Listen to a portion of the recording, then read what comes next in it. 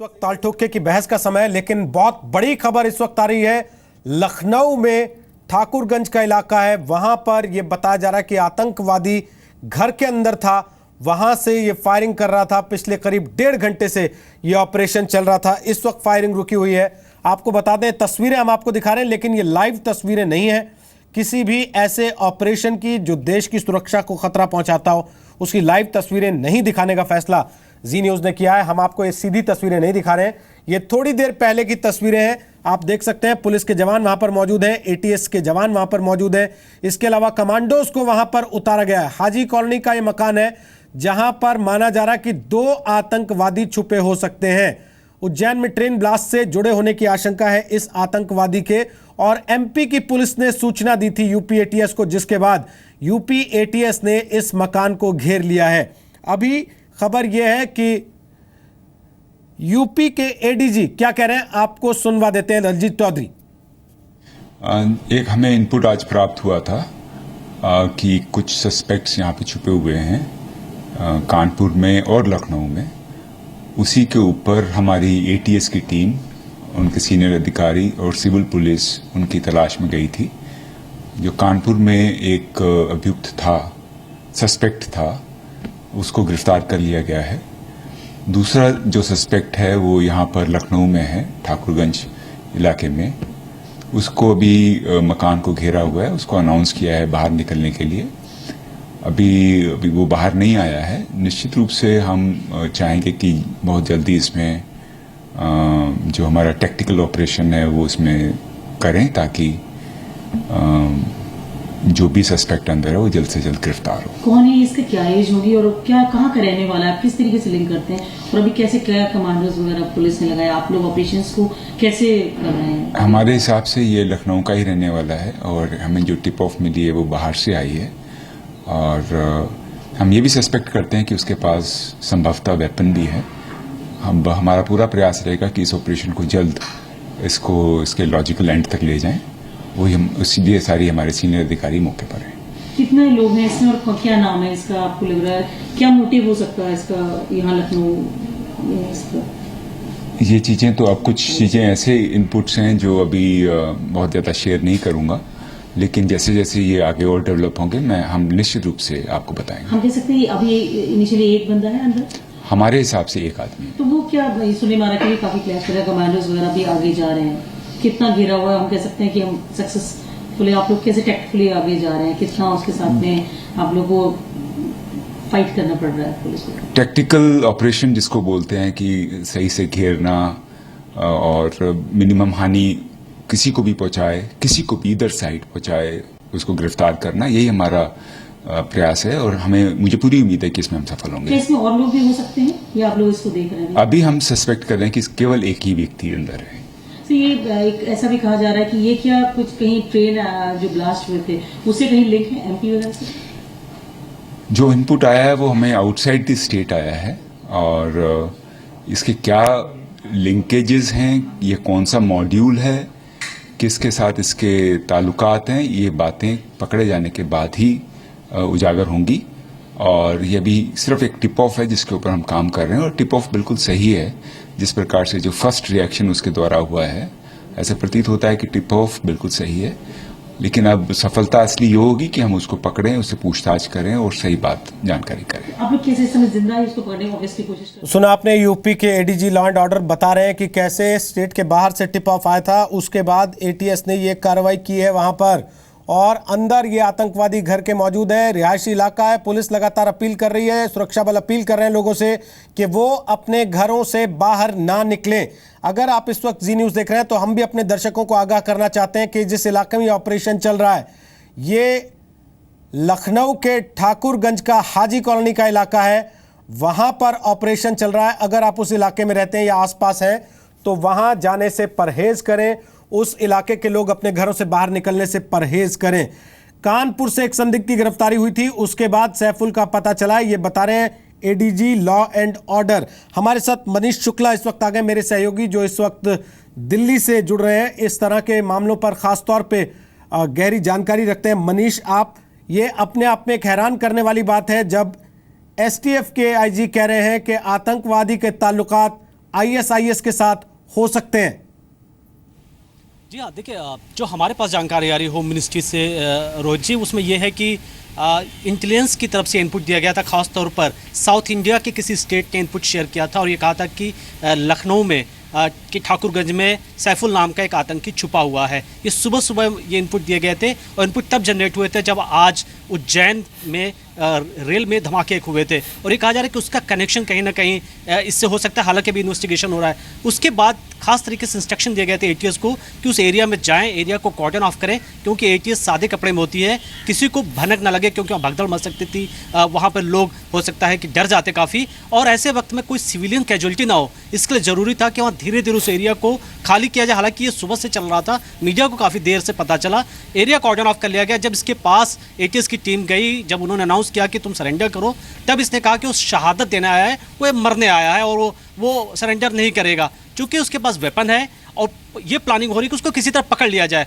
और आप जानते हैं जब पकड़ने की कार्रवाई होती है तो उसमें वक्त लगता है, क्योंकि खुद की कैजुअलिटी ना हो, और ऐसे वक्त में चूंकि ये काफ़ी भीड़ भाड़ के एरिया है, ऐसे में बाकी लोगों की कोई यहाँ पर नुकसान ना हो, ये इंस्ट्रक्शन दिए गए हैं और इसी वजह से इसमें वक्त लग रहा है। उसके पास हथियार भी है और हो सकता है कि पूछताछ इसलिए भी करना जरूरी है कि हो सकता है कि कुछ और भी संदिग्ध आसपास के एरिया में या बाकी स्टेट में छुपे हुए हों, क्योंकि मध्य प्रदेश में आप देख रहे हो लगातार कुछ जो सस्पेक्ट्स हैं वो पकड़े जा रहे हैं और आईएसआईएस की भी एक्टिविटी मध्य प्रदेश में ज़्यादा है। आपने देखा होगा कि कुछ दिनों पहले बाकायदा इंटेलिजेंस ब्यूरो ने अलर्ट जारी किया था कि बड़ी संख्या में आईएसआईएस की रिक्रूटमेंट वहाँ चल रहे हैं। तो ऐसे वक्त में पुलिस ये सोच रही है कि वहाँ जो ये शख्स है, जो आतंकी है, इसको किसी तरीके से पकड़ लिया जाए। आप रहिएगा हमारे साथ, मनीष वापस आते हैं। अभी हमने बात की थी एसटीएफ से, एसटीएफ के आईजी, उनका कहना था कि गोलीबारी रुकी हुई है, फिलहाल फायरिंग नहीं हो रही है और उस आतंकवादी के साथ बात करके उसे बाहर निकालने की कोशिश की जा रही है। हालांकि हमारे सूत्र बता रहे हैं कि एसटीएफ इस बात पर भी विचार कर रही है कि क्या उस मकान को उड़ा दिया जाए या फिर कुछ और रास्ता निकाला जाए इस आतंकवादी को पकड़ने का। एडीजी लॉ एंड ऑर्डर के मुताबिक कानपुर से भी एक संदिग्ध को पकड़ा गया था और उसी संदिग्ध से पूछताछ के आधार पर इस आतंकवादी के बारे में पता चला, जो इस वक्त लखनऊ के मकान में है। माना जा रहा है कि उसके पास हथियार भी हैं। पिछले करीब 1.5 घंटे से यहाँ पर इस आतंकवादी को काबू करने की कोशिश की जा रही है।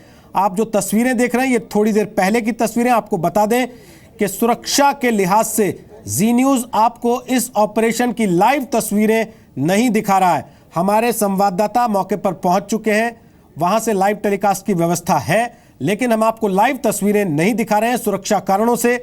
हम आपको ये थोड़ी देर पहले की तस्वीरें दिखा रहे हैं, जिस वक्त से वहां पर एटीएस ने और पुलिस के जवानों ने घेरा डाल रखा है और जो आतंकवादी घर के अंदर मौजूद हैं उन पर काबू पाने की कोशिश की जा रही है। सबसे बड़ी बात इस वक्त यह है कि उत्तर प्रदेश में इस वक्त चुनाव है, सुरक्षा का सारा अमला चुनावी व्यवस्थाओं में लगा हुआ है और इस दरमियान अचानक एक खबर आती है कि उत्तर प्रदेश के लखनऊ में एक घर के अंदर आतंकवादी छुपा हुआ है और उसके बाद सुरक्षा एजेंसियां वहां दौड़ पड़ती हैं।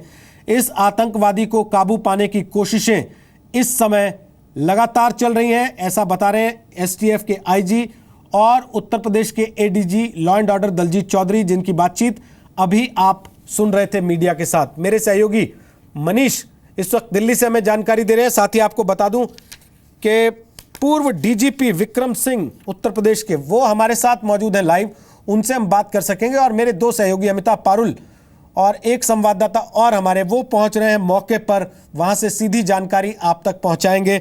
हालांकि वक्त ताल ठोके की बहस का होता है। हमारे और मेहमान भी हमारे साथ राजनीतिक पार्टियों से मौजूद हैं, लेकिन ये बताते हुए कि इस समय ये बहुत बड़ी खबर है, इस समय यहां पर लाइव ऑपरेशन चल रहा है, इस समय एक आतंकवादी पर काबू पाने की जद्दोजहद चल रही है, रिहायशी इलाका है जहां पर कुछ भी हो सकता है किसी भी समय, लिहाजा इस खबर पर हम लगातार नजर बनाए हुए हैं। विक्रम सिंह साहब, मैं आपसे एक चीज पूछना चाहता हूं, ऐसी स्थिति में किन किन चीजों का ख्याल खास तौर पे उन लोगों को रखना चाहिए जो आसपास के इलाके में रहते हैं? अगर वो आपको देख रहे हो तो उनको आप किन एहतियात की सलाह देना चाहेंगे? सबसे पहले तो ये रोहित जी कि अपने अपने घरों में बने रहें। आपने जो काम किया है वो सराहनीय है कि आपने लाइव पिक्चर्स नहीं दिखाई हैं, और जो लोग वहाँ पर हैं अपने अपने घरों में रहें, अपने मोबाइल फ़ोन चालू रखें और आसपास किसी तरह की संदिग्ध व्यक्ति की भागने की या इस प्रकार की सूचना होती है तो कंट्रोल रूम को या किसी निकट के थाने को इसकी सूचना ज़रूर दें। फायरिंग अगर होती है तो ये देख लें कि अपना बचाव करते हुए कोई ऐसी आड़ लेकर के रहें जिसे कि लाइन ऑफ फायर और ट्रैजेक्टरी में न रहें। और अगर ग्रेनेड वगैरह का इस्तेमाल हो रहा है जिसकी संभावना है तो ये भी सुनिश्चित करें कि किसी मेज़, किसी दरवाजे, किसी मजबूत आड़ के पीछे रहें और बाहर निकल करके तमाशबीनी करने की कोशिश बिल्कुल न करें। इतना होने के बाद अगर कोई महत्वपूर्ण या मुफीद सूचना हो वो पुलिस को देने से बिल्कुल न चूकें। पुलिस आपकी मित्र है और एटीएस बहुत ही व्यावसायिक, दक्ष, प्रोफेशनल ग्रुप है और उसको सूचना देना, आप मान के चलिए कि आपकी सूचना गोपनीय रखी जाएगी और उस पर फौरी और प्रभावी कार्रवाई तत्काल की जाएगी। विवेक तिवारी मेरे सहयोगी इस वक्त पहुंच चुके हैं मौके पर जहां पर यह ऑपरेशन चल रहा है। ये बताते हुए कि हम लाइव तस्वीरें नहीं दिखाएंगे अपने दर्शकों को इस ऑपरेशन की, इस बात का ख्याल रखते हुए कि यह सुरक्षा कारणों से घातक हो सकता है, सुरक्षा एजेंसियों के लिए भी, देश के लिए भी। विवेक तिवारी बताइए क्या जानकारी आपके पास इस समय है? देखिए, सैफुल नाम का एक व्यक्ति है, एक आतंकवादी है जिसकी जानकारी इसके बाद प्रदेश की एटीएस ने यूपी एटीएस से शेयर की थी और उसके बाद एक व्यक्ति कानपुर से गिरफ्तार किया गया है और दूसरे सैफुल की तलाश में यहाँ पर पुलिस पहुंची हुई है। एटीएस की टीम यहाँ पर मौजूद है। चारों तरफ से मकान को घेरा हुआ है, चूंकि ये हाजी कॉलोनी में थोड़े मकान दूरी पर हैं, लेकिन भीड़ वहां पर ज्यादा हो गई तो उनको हटाया जा रहा है। आंसू गैस के गोले उसके कमरे में छोड़े गए हैं और लगातार ये दबाव बना रही है एटीएस की टीम कि वो जो भी है वो सरेंडर कर दें। एक से ज्यादा की संख्या हो सकती है, इस बात की पूरी आशंका है, क्योंकि जिस तरह फायरिंग हुई और जो बातें वहां से हो रही हैं उससे लग रहा है कि शायद एक से ज्यादा लोग हो सकते हैं। सरेंडर की जो बात पुलिस की तरफ से कही जा रही है उसको मानने के लिए तैयार नहीं है अभी फिलहाल, और ये कह रहे हैं कि वो शहीद होना चाहते हैं, शहादत देंगे, हम सरेंडर नहीं करेंगे। लेकिन फिर भी पुलिस और एटीएस की टीम इस बात की कोशिश कर रही है, दबाव बना रही है, समझा रही है उनको कि आप लोग सरेंडर कर दीजिए। तो अभी ये बातचीत चल रही है और गोलीबारी की जहां तक बात है वो फिलहाल अभी थमी हुई है। विवेक, कुछ जानकारी मिल पाई है मकान किसका है? जो शख्स यहाँ पहुंचा वो कैसे पहुंचा? किराए पे मकान लेके रह रहा था, कोई पहचान वाला बन के आया था? ये इलाका कैसा है, आसपास की स्थिति क्या है? देखिए, लखनऊ से थोड़ा सा बाहर का इलाका है और काकोरी थाना क्षेत्र पड़ता है। ये थाना क्षेत्र लगता है और ये नई बस रही कॉलोनी, इसमें कुछ पुराने मकान भी हैं, लेकिन अभी फिलहाल इस हाजी कॉलोनी इसको कहा जाता है। मुस्लिम बहुल ये इलाका है और बस्तियां बस नहीं है, यहाँ पर मस्जिद है और बाकायदा लोग यहाँ पर रहते हैं। अभी पुलिस इस बारे में जानकारी नहीं दे रही है कि क्या, ये बताया जा रहा है, सूत्र बता रहे हैं कि ये 3 लोग थे जो उस मकान पे किराए पर रहते थे। तो वही ये तीनों व्यक्ति है जिनको इस वक्त एटीएस ने घेर रखा है, जो इस मकान में किराए पर आए थे। तो कब से किराए पर रहते थे ये पता चल पाया क्या? जी, ये अभी पुलिस नहीं बता पा रही है कि कितने दिनों से किराए पर थे, लेकिन किराए का उन्होंने ले रखा था। लेकिन लखनऊ की ये बड़ी प्रॉब्लम है कि जो लोग किराए पर रहते हैं उनका कोई पुलिस वेरिफिकेशन आमतौर पर लोग नहीं कराते हैं और ये नहीं पता लग पाता पुलिस को कि इस मकान में कौन सा व्यक्ति किराए पर रह रहा है और क्या करता है। तो ये चीज भी कई बार सामने आई है कि किराए पर रहने वाले लोगों ने कुछ बड़ी वारदातें कर दी और मकान मालिक के लिए मुसीबत हो जाती है, लेकिन फिर भी अभी पुलिस इसको पूरी तरह से लागू नहीं करा पाई है। लिहाजा यही वजह है कि जो लोग यहाँ पर इस वक्त हैं वो कौन थे, इस बारे में स्थानीय पुलिस को जानकारी नहीं थी, क्योंकि किराएदारों का वेरिफिकेशन नहीं कराया गया था। आप रहिएगा विवेक हमारे साथ। अपने दर्शकों को बता दें कि हाजी कॉलोनी का ये इलाका है, रिहायशी इलाका है और हमारे सहयोगी बता रहे हैं कि 3 लोग थे जो किराए पर रहते थे, उनको घेर रखा है इस वक्त सुरक्षा एजेंसियों ने वहां पर, और पुलिस वेरिफिकेशन नहीं कराते आमतौर पर लोग, ना मकान मालिक उस पर जोर देते हैं, और इसका ही खामियाजा आज इस स्थिति में सामने आ रहा है जहां एक आतंकवादी घर के अंदर मौजूद है। बताया जा रहा है कि वो 1 से ज्यादा लोग भी हो सकते हैं और इस वक्त सुरक्षा एजेंसियां वहां पर घेरे हुए हैं। ऑपरेशन को वहां पर अंजाम दिया जा रहा है, कोशिश की जा रही है कैसे इस आतंकवादी पर काबू पा लिया जाए। आपको बता दें कि आज ताल ठोके में बहस का विषय था लॉ एंड ऑर्डर। खासतौर पर कल लखनऊ में जिस तरीके से लुटेरों ने कोहराम मचाया और उसकी सीसीटीवी फुटेज सुबह सामने आई, जिस जगह पर यह कोहराम हुआ उससे मात्र 100 मीटर की दूरी पर वहां पुलिस थाना भी था, पुलिस चौकी भी थी, और उसके बाद ये सवाल उठने लगे कि जब अपने से 100 मीटर दूर पुलिस लुटेरों को नहीं पकड़ पाती है तो गायत्री प्रजापति तो खुले घूमेंगे ही। आपको बता दें हमारे साथ आज डॉक्टर संबित पात्रा हैं बीजेपी से, राजीव त्यागी हैं कांग्रेस से, जितेंद्र त्रिपाठी हमारे साथ हैं बहुजन समाज पार्टी से, और विक्रम सिंह जी हैं, वो पूर्व डीजीपी हैं उत्तर प्रदेश पुलिस के। हम इन सब से बात करेंगे, लेकिन साथ साथ ये बताते हुए कि ये तस्वीरें हम आपको लगातार दिखाते रहेंगे, जो आ रही हैं। लाइव तस्वीरें नहीं होंगी, लेकिन बीच बीच में कोई जानकारी बड़ी आएगी तो वो भी हम आपसे शेयर करेंगे। हालांकि आतंकी घटना को आमतौर पर इस तरीके से लॉ एंड ऑर्डर से जोड़कर नहीं देखा जाता, लेकिन जब उत्तर प्रदेश में चुनाव है, संबित पात्रा, एक इलाके से दूसरे इलाके में गाड़ी तक जाती है तो उसकी पूरी छानबीन होती है, तफ्तीश होती है, बाकायदे वीडियो रिकॉर्डिंग होती है। मैं खुद उत्तर प्रदेश में घुमा हूं। ऐसे में आतंकवादी आते हैं, एक घर में किराए पे रहने लगते हैं 3 एक साथ, और पता नहीं लगता किसी को। देखिए रोहित जी, मैं भारतीय जनता पार्टी का प्रवक्ता हूं, सही है, और यह भी सही है कि उत्तर प्रदेश में चुनाव हो रहा है। आज डिबेट का विषय जो कानूनी व्यवस्था उत्तर प्रदेश की है उसको लेकर है, मगर अभी चूंकि ऑपरेशन आतंकवादी गतिविधि पर ऑन है, चल रहा है, मैं बतौर एक प्रवक्ता उस पर कुछ भी कमेंट करना नहीं चाहूँगा, क्योंकि हमारा भी धर्म होता है कि जब हमारी पुलिस, चाहे किसी राज्य की भी पुलिस हो, किसी की भी एटीएस हो, ये हमारे देश की पुलिस है, हमारे देश की भूमिखंड है, उत्तर प्रदेश हमारा देश का है। ये चुनाव कोई जीते कोई हारे, हमारे देश के लोग लड़ रहे हैं, इसलिए मैं इस पर किसी प्रकार की राजनीति फिलहाल नहीं करना चाहूँगा, कोई टिप्पणी नहीं करना चाहूँगा। जो मूल विषय है, बाकायदा वो जो विजुअल आप दिखा रहे हैं वो आपका कर्तव्य है दिखाना, क्योंकि जनता न्यूज़ चैनल देख रही है, मगर जो मूल विषय था कि कानून की बिगड़ती हुई व्यवस्था, और जिसके लिए हम लोग आए थे कि कल लखनऊ में जिस प्रकार की लूट की वारदात हुई है, एक सराफा बाजार में पिता पुत्र दोनों के ऊपर गोलीबारी करके 13 करोड़ रुपए लगभग और 40 केजी सोना लूट लिया गया है, उस पर हम लोग रहेंगे। उस विषय पर आप देखिए, विगत 2-4 महीनों में ही, भूल जाइए कि एनसीआरबी का डाटा क्या कहता है, विगत 2-4 महीनों में ही उत्तर प्रदेश में जो जो हुए हैं वारदात, हत्या, लूटपाट और बलात्कार का, उनका भी अगर कागज इकट्ठा किया जाए तो आपको जान के बड़ा आश्चर्य होगा कि इसी प्रकार की घटना अभी टप्पल में भी हुआ, जहां दिल्ली से लखनऊ जो जा रही थी बस, उसको रोक के लूटपाट मचाया गया। पास में ही एक फार्म हाउस में एक गरीब परिवार के घर में घुस के माँ और बेटी के साथ दुष्कर्म किया गया। बुलंदशहर में किस प्रकार फरवरी में ही सितंबर 2016 में बुलंदशहर में ही किस प्रकार से रेप की घटना हुई, आजम खान ने उस पर क्या टिप्पणी की और उसका क्या अंजाम सुप्रीम कोर्ट में रहा, वह भी हमने देखा है। बुलंदशहर के बाद आप आइए 23 जनवरी 2017 में ही आप बिजनौर में आके देखिए किस प्रकार विशाल नामक एक बालक और उसके पिता के ऊपर अटैक किया गया। विशाल वहीं मर जाते हैं और उनके पिता संजय हॉस्पिटल में एडमिट होते हैं जख्मी होकर। स्वाभाविक रूप से बहुत सारे ऐसे केसेस, श्रवण साहू का केस भी हमने अभी 10-15 दिन पहले देखा, पिता पुत्र दोनों को ही मार दिया गया।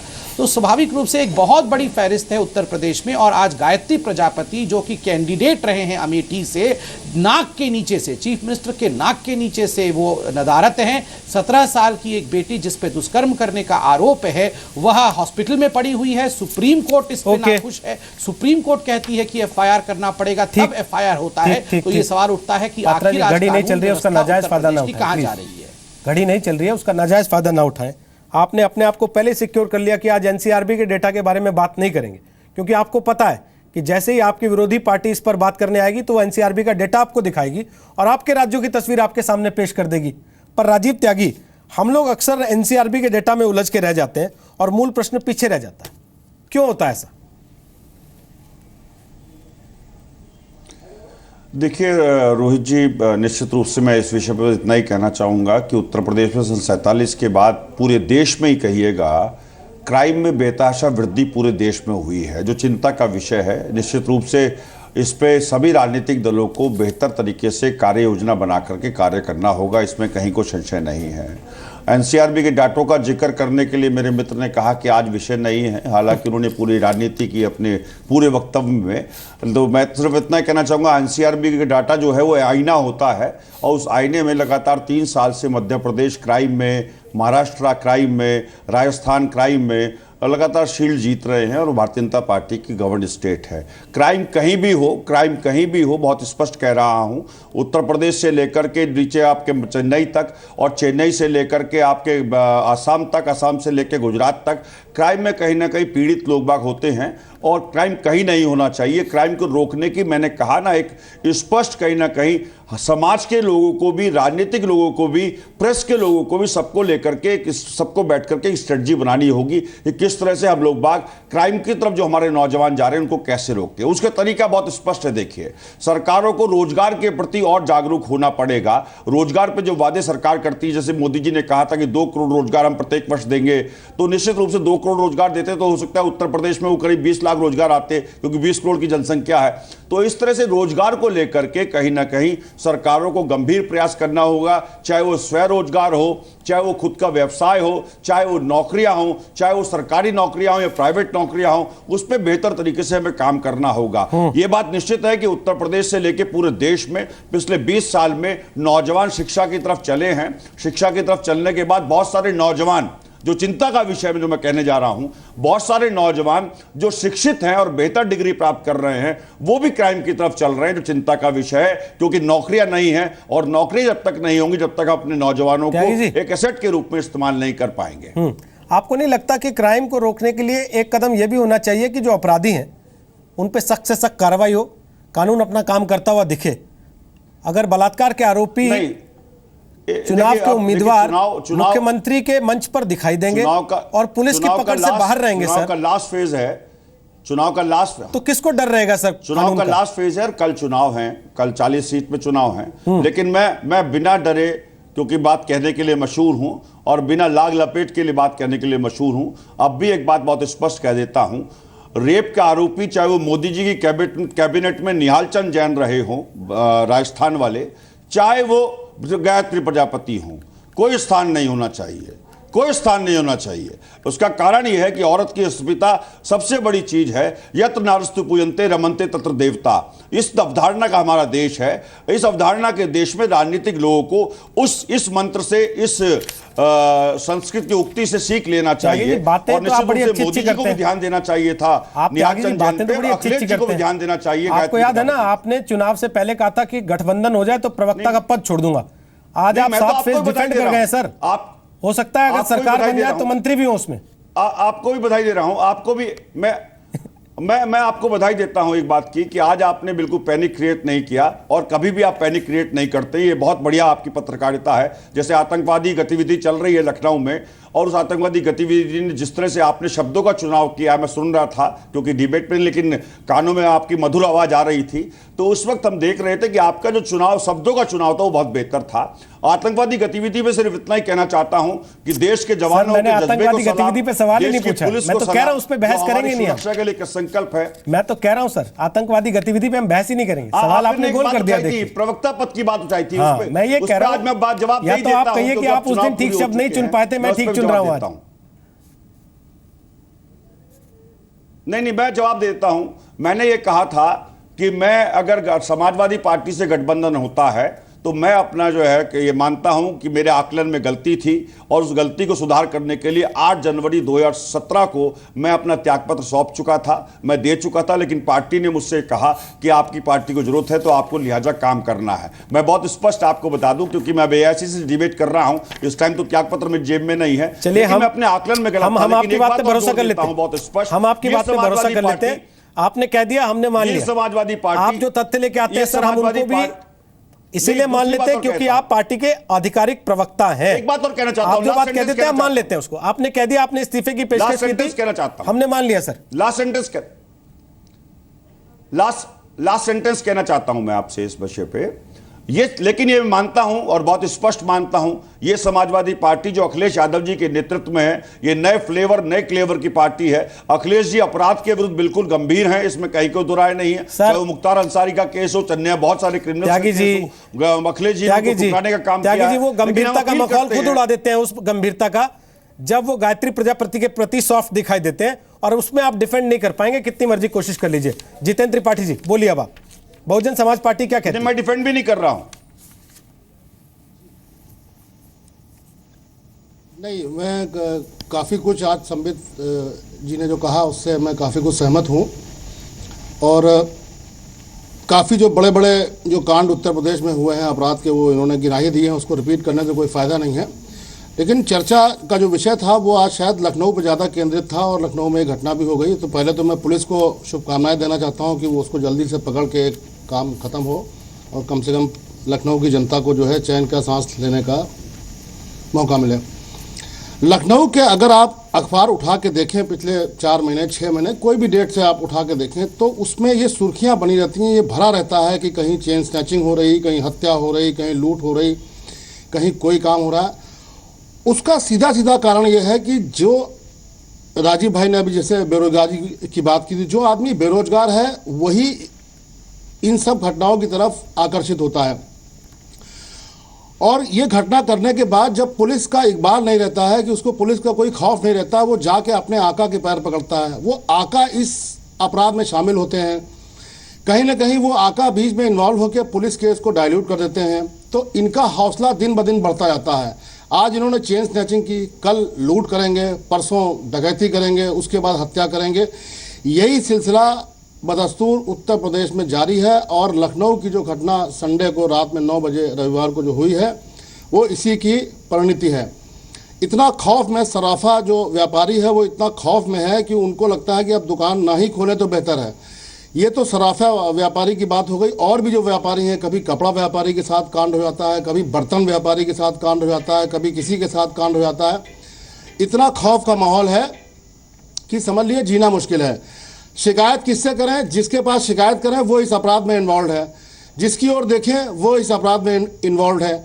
अब खाली एक ही बात में मैं अपनी एक लाइन में अपनी बात खत्म करूंगा कि बस एक ही उल्लू काफ़ी है बर्बाद गुलिस्ता करने को। हर शाख पे उल्लू बैठा है, अंजाम गुलिस्ता क्या होगा पता नहीं। अखिलेश जी की नज़र इस पे कब पड़ेगी, उनका काम कब तक बोलेगा। अगर बोल रहा है तो यही काम बोल रहा है। चलिए 2-4 दिन बचे हैं, ये काम भी बोल ले, शायद उसके बाद सरकार बदले, नया निज़ाम आए, प्रदेश की जनता को कुछ आराम मिले। बीजेपी पर कुछ ज़्यादा ही सॉफ्ट हैं आज आप? कुछ प्लानिंग हो गई है क्या? नहीं, मुझे मालूम था आप ये ऐसा कह सकते हैं, लेकिन जो संबित जी ने बात कही है, अगर मैं उसको रिपीट करूं तो मुझे लगता है आपका इतना कीमती समय है वो जाएगा। और दूसरा, आपने खुद कहा था कि जो विजुअल्स हैं आप एटीएस वाले वो दिखा रहे हैं एटीएस कार्रवाई की, तो मुझे लगता है उसको रिपीट नहीं करना चाहिए। चलिए, कम से कम आपने इतना लिहाज रखा, बहुत बहुत धन्यवाद उसके लिए आपका। वापस आता हूँ त्रिपाठी जी। संबित, आप हाथ उठा रहे थे लगातार, आप बोलिए अपनी बात, फिर मैं विक्रम सिंह जी के पास जाऊंगा इसी चीज को लेकर। देखिए, 2 चीज़ मैं रखना चाहूँगा, क्योंकि एक तो अच्छी बात है कि आज हमारे पैनल में विक्रम सिंह जी जैसे बहुत पढ़े लिखे और ज्ञानी पुलिसकर्मी हैं, और मेरे बात को वो यहाँ ठीक कर सकेंगे अगर मैं गलत कहूँगा। एनसीआरबी का 2015 का डाटा में लेके बैठा हूँ। इसमें जो वायलेंट क्राइम होता है उत्तर प्रदेश में 40,613 केस 2015 में हुए हैं, और ये पूरे भारतवर्ष का हाईएस्ट है, 12.1% है। और आप अगर देखेंगे मर्डर भी, तो पूरे भारतवर्ष का ये हाईएस्ट है, 14.7% है, 4,732 आउट ऑफ पूरे भारत में 32,127 केस। अब बार बार ये प्रश्न उठता है कि एनसीआरबी के डाटा में कई बार उत्तर प्रदेश हाई क्यों नहीं है, कुछ और राज्य हाई क्यों हैं? तो खुद एनसीआरबी ने एक पेपर रिलीज किया है, और यह टाइम्स ऑफ इंडिया इत्यादि में छपा है। जो लोग गूगल करना चाहेंगे, उसका हेडिंग है NCRB data, the odd case of crime in Uttar Pradesh, IPC rate very low, overall very high. उसमें उन्होंने सभी राज्यों का यहां जिक्र किया है। बड़ी दिलचस्प बात है, जो उत्तर प्रदेश पुलिस क्या कर रही है, वो आईपीसी के केसेस कम नोट कर रही है, मगर एसएलएल अर्थात स्पेशल और लोकल लॉस के अंतर्गत ज्यादा रिकॉर्ड करती है। जैसे कि एक हत्या हो गई, तो वो हत्या को आईपीसी के अंडर नहीं रिकॉर्ड करके, नहीं दर्ज करके, वो क्या कर रही है कि संख्या कम दिखाने के लिए एसएसएल, जैसे कि गुंडा एक्ट हो गया, आर्म्स एक्ट हो गया, इनके अंतर्गत दर्ज कर देती है। तो एनसीआरबी ने अपने इस रिकॉर्ड पेपर में उन्होंने सवाल उठाया है उत्तर प्रदेश की पुलिस में कि आखिर आप ऐसा क्यों कर रहे हैं? प्रत्येक एक आईपीसी के अंतर्गत 10 ऐसे केस उत्तर प्रदेश की पुलिस ने रजिस्टर किया है, जो कि एसएसएल स्पेशल लॉ के अंडर होता है। और इसीलिए कुछ विषयों पर उत्तर प्रदेश की पुलिस ने बिल्कुल पॉलिटिकल गुरुओं का निर्देश मानते हुए कोशिश की है कि उत्तर प्रदेश की संख्या को कम रखा जाए। ये विक्रम जी कह सकते हैं। दूसरी बात में सर, मैं एक पहले विक्रम जी से कमेंट ले लूं, उसके बाद आप दूसरी बात कह दें तो बेहतर होगा, लोग समझ भी पाएंगे आसानी से। विक्रम सिंह साहब, क्या आप उनकी बात की तस्दीक करेंगे? हमारे एक दर्शक भी लिख रहे हैं कि एनसीआरबी का डेटा तो तब बनता है ना जब एफआईआर फाइल करते हैं नागरिक। उत्तर प्रदेश में तो आपने खुद देख लिया, सुप्रीम कोर्ट कहता है एफआईआर करो, तब जाके एफआईआर करने चलते हैं।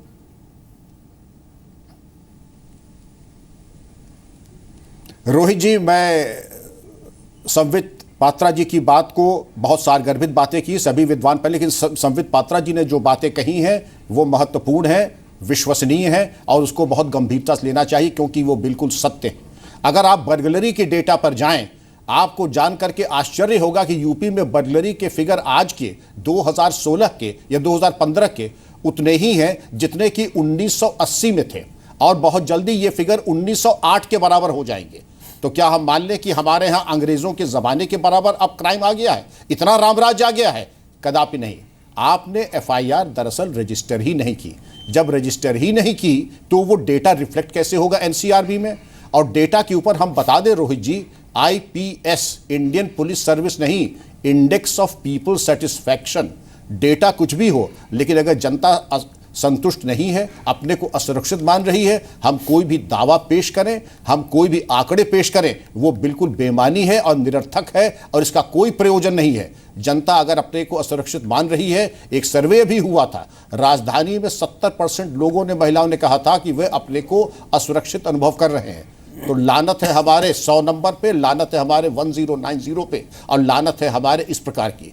जो आपने घटना बताई है सुनार के यहाँ, ये 40 किलो सोना, 35 किलो चांदी और 14 करोड़ रुपए की, काफ़ी रिसर्च किया होगा उन्होंने इस यहाँ पर इस प्रकार की घटना को अंजाम देने के लिए। ये खुनखुन जी की डकैती से भी बड़ी है, मुथूट फाइनेंस से भी बड़ी डकैती है, और इसमें इतनी प्लानिंग के बाद आपकी जो एसएसपी, सिक्योरिटी सर्वेलेंस और पेट्रोलिंग है, बिल्कुल इनके अभाव में ही इस प्रकार की दुस्साहसिक घटनाएं होती हैं। जाहिर है कि पुलिसिंग नाम की कोई चीज नहीं है, पुलिसिंग पार्ट टाइम नहीं हो सकती है, पुलिसिंग फुल टाइम है। अगर आपका ध्यान जरा सा हटा तो ये मान के चलिए इस प्रकार की दुस्साहसिक घटनाएं होंगी। और अपराधियों की नकेल कसने के लिए पहले तो ये समझ लीजिए कि जीरो टॉलरेंस होना चाहिए, चाहे वो प्रजापति जी हो, चाहे वो डकैत हो, चाहे वो राहजन हो, चाहे जमीन पे नाजायज कब्जा करने वाले हों। लेकिन अगर आपने सिलेक्टिवली देखा कि कहां देखना है कहां नहीं देखना है, कमर्शलाइजेशन हो गया विभाग का, तो ये मान के चलिए कि आपके बस की पुलिसिंग या जनता को सुरक्षित देना आपके बस की बात नहीं है, जो कि दुर्भाग्य से वर्तमान स्थिति कुछ इसी प्रकार की हो गई है। हम एक छोटे से ब्रेक पर हैं। जो बातें कही हैं विक्रम सिंह साहब ने, वो बड़ी अहम बातें हैं। राजीव त्यागी, मैं देख रहा था आप काफ़ी ध्यान से, बड़े गंभीर होकर सुन रहे थे। तो ब्रेक के बाद हम आपसे जवाब चाहेंगे जो बातें उन्होंने कही हैं। क्या उनको भी ये कह दिया जाएगा कि आप तो बीजेपी की तरफ से बोल रहे हैं? छोटा सा ब्रेक लेके आ रहे हैं, ताल ठोक के जारी है ये बताते हुए कि लखनऊ में इस वक्त एक आतंकवादी पर काबू पाने के लिए ऑपरेशन चल रहा है। एटीएस ने उस मकान को घेर रखा है लगातार। मेरे पीछे आपको तस्वीरें देख रहे हैं, लेकिन हम आपको वो लाइव तस्वीरें सुरक्षा कारणों से नहीं दिखाएंगे। इस बारे में अपडेट लगातार हम आपको देते रहेंगे।